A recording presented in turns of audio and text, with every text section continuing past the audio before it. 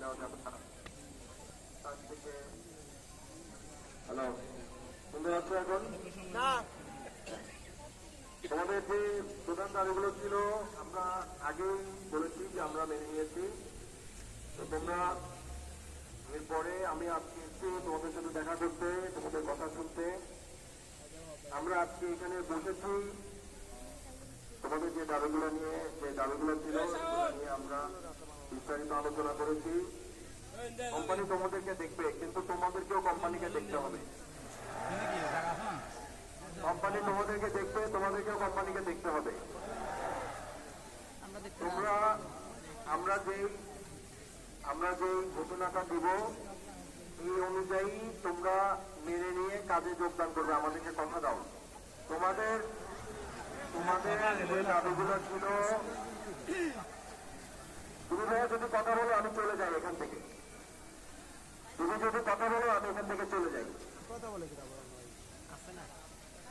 আমি এখন যে ঘোষণা দিচ্ছি তোমাদের যে দাবি দাওয়াগুলোর প্রেক্ষিতে, এই দাবি দাওয়াগুলোই যে ঘোষণা, এটি আমার চূড়ান্ত ঘোষণা। তোমরা বিভিন্ন জন বিভিন্ন দাবি দাওয়া নিয়ে আসতেছো। তোমাদের প্রধান যে দাবিগুলো আছে এই দাবির আলোকে আমরা কাজ করেছি এবং আমরা এটির উপরে তোমাদেরকে এখন ঘোষণা দিতে যাচ্ছি। এটি আমাদের চূড়ান্ত ঘোষণা।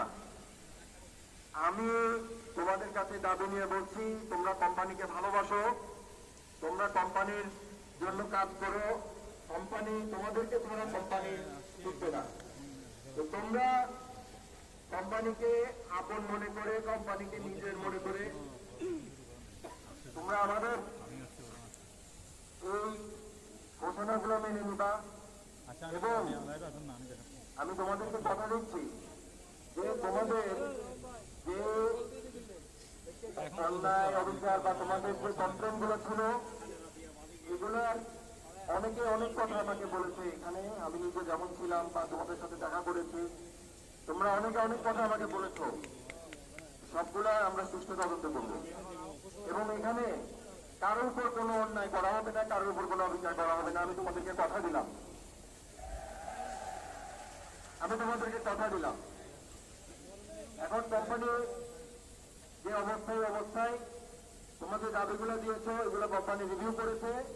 আমরা আমাদের পক্ষে যতটুকু সামর্থ্য আছে, কোম্পানির যে সামর্থ্য আছে এই সামর্থ্য অনুযায়ী আমরা এখন ঘোষণা দিব।